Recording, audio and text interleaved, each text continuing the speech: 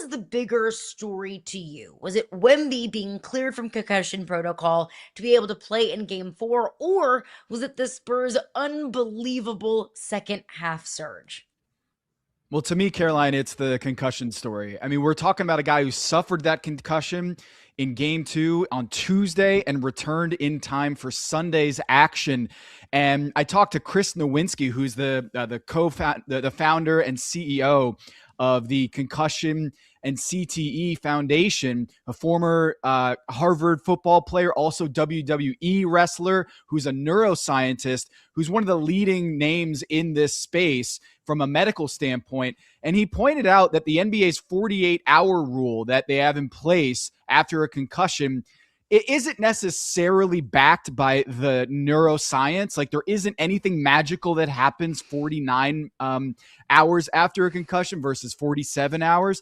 And he reminded me, hey, this is more, that 48-hour window is more about the NBA's schedule, the game schedule, compared to like football. They don't have this 48-hour protocol.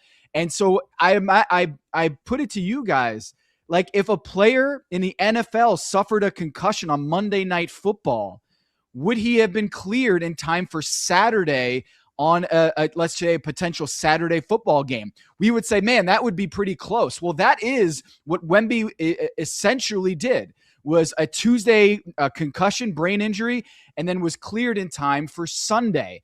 And so what you're seeing is Victor Wembanyama is not happy with the protocols, or at least how it went down the process. But if you take a step back here and think about, an NBA player suffered a brain injury on Tuesday and was ready to play on Sunday, that still is a very close window. And I will also point out, when we talk about brain injuries and returning from a concussion, there are studies that have shown that even after you return from a concussion, you're fully cleared, so to speak, from the NBA, there is a study out that showed that you have a 5 times greater odds of suffering a lower leg musculoskeletal injury after returning from a concussion in the NBA. There was a long study that showed, even if you're back from a concussion, that spatial awareness and the other secondary downstream injuries that could result from that are still a great risk.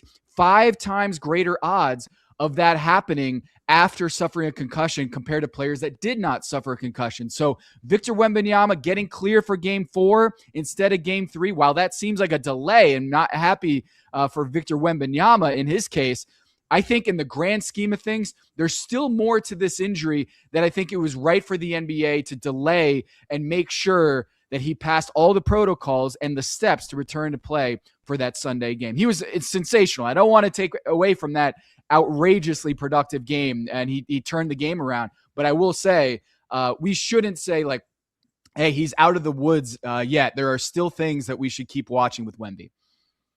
Man, Tom, thanks so much for that perspective, because, yeah, you're right. Anytime you hear head injury, you don't expect to see the player really back in a couple of days, let alone 5, 6 days later, and then to be that productive. But we certainly will keep an eye on him as we move forward. Something that Wemby did say post-game, not having to do with his concussion, that still caught attention, was him talking about his teammates. And he said, quote, "We've got this connection. There's no useless drama between us. There's no jealousy. Nobody cares about the stat line.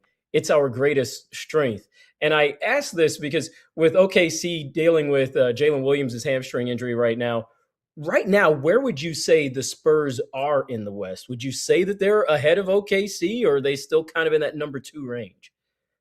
Well, if they get this kind of Wemby, yeah, I think they're a notch above the Oklahoma City Thunder without Jalen Williams. And again, with a grade 1 hamstring tear, a strain, what we're looking at is possibly in a second round matchup or in the conference finals, we will see Jalen Williams at full strength. But right now, as things stand with Wemby back and a couple assists and a steal away from being in the 5x5 club, at least 5 counting stats in 5 different categories. He was outrageous in that game. And when he was on the floor in the second half, the Blazers shot just like 29% from the floor when he was on the floor in the second half, just completely eviscerating anything that the Blazers wanted to do inside the paint. He tallied 5 blocks in the second half alone. And this guy, he changes everything. It's the reason why before the playoffs started, I picked the Spurs to win it all, is because we've never seen anyone like Wemby. You know, you see the stat here, first player with 25 plus, 10 plus rebounds, and 7 plus blocks in a playoff game since 2004 with Shaq did it. The guy's 22 years old, and he did all of that in just 34 minutes of action.